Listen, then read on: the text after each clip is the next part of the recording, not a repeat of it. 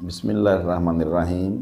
नाज़रीन, आज मैं आपको विरासत के बारे में बताऊंगा कि जिस तरह एक शख्स है वो फौत हो जाता है, उसके बाद उसकी विरासत उसके बच्चों में, उसकी बेवा में और उसकी बेटियों में तकसीम हो जाना होती है।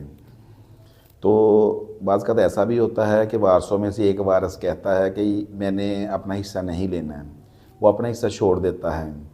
इस बारे में बहुत इम्पोर्टेंट हाई कोर्ट का केसला आया है लेटेस्ट 2024 में। 2024 CLC है 1705 पेज।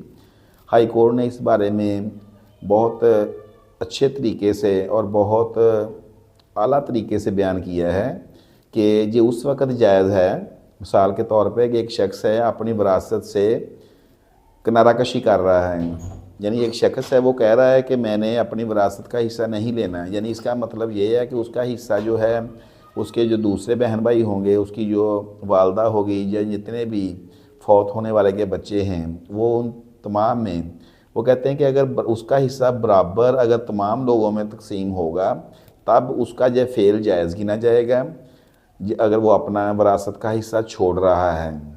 यानी मतलब ये है कि एक शख्स कह रहा है कि अक्सर ये सुनने में आता है, हमारे पास इस तरह के मैटर्स आ जाते हैं। बाज़ का एक बच्चा कहता है, एक भाई कहता है कि मैंने अपना हिस्सा नहीं लेना है, तो मेरा हिस्सा जो है ना मेरे दूसरे भाई को दे दो। हालांकि वो 4 भाई होते हैं, 2 बहनें होती हैं, एक उनकी वालदा होती है। वो कहता है जी मेरा हिस्सा जो है ना मेरे दूसरे भाई को दे दो।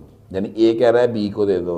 उसके अलावा C, D, E, F जितने भी बाकी लोग हैं उनको नहीं देता, कहता मैंने एक को देना है। तो ये उस बारे में ये केसला है, जिस तरह आपको मैंने बताया कि 2024 है, CLC 1705 पेज है हाई कोर्ट का। और इसमें बड़ा वाजिया कर दिया गया है कि मिसाल के तौर पे अगर आप अपना हिस्सा छोड़ रहे हैं तो आप एक अकेले एक शख्स के लिए नहीं छोड़ सकते। विरासत ये है कि अगर आपने अपना हिस्सा छोड़ दिया है तो आपका हिस्सा बाकी जितने भी को शेयर हैं, को ऑनर हैं, आपकी विरासत में हिस्सेदार हैं, लीगल हेयर्स हैं, मरने वाले के जितने भी वारिस हैं, अगर आपका हिस्सा बराबर कानून के मुताबिक उन तमाम में आपका शेयर तकसीम करके दिया जाएगा तो इसको जायज़ समझा जाएगा। अगर आप कहते हैं कि मेरा हिस्सा ए को दे दिया जाए, यानी एक को ही दे दिया जाए, बाकियों को ना दिया जाए, तो अगर आप इस तरह आप अपना हक नहीं छोड़ सकते। तो ये है लेटेस्ट केसला है हाई कोर्ट का, 2024 में आया, CLC है 1705 पेज है। आप उसको उधर से भी स्टडी कर सकते हैं। तो मेरी ये वीडियो आपके साथ शेयर करने का मकसद यही था कि चंद दिन पहले भी इस तरह का मैटर मेरे पास आया, तो जिसमें वो बता रहे थे कि एक भाई कह रहा था कि मैंने अपने हिस्सा जो है ना अपने दूसरे भाई को दे देना है। उसके अलावा उसके 2 और भाई भी थे। तो आपका माइंड, आपकी इन्फॉर्मेशन, आपको ये बात समझाने के लिए इस बाबत हाई कोर्ट का केसला भी है, जिसमें बड़ा वाज़िया उन्होंने डिस्कस कर दिया है कि आप अपने हिस्से को कैसे ख़त्म कर सकते हैं, कैसे छोड़ सकते हैं और आपका हिस्सा कैसे आगे तकसीम होगा। जब जितने भी आपके अलावा जितने भी उसमें लीगल हेयर्स होंगे, कानून के मुताबिक तमाम में वो बराबर तकसीम होगा।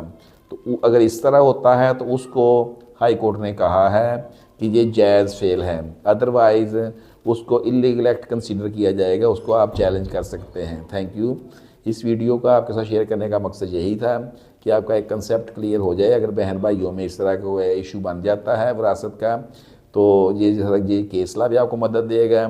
तो आप लोगों को पता होना चाहिए कि अगर एक भाई ने अपना हिस्सा छोड़ना है तो वो कैसे सब में तकसीम होगा। इस तरह की और भी बहुत सारी इन्फॉर्मेटिव बातें हम आपको बताते रहेंगे।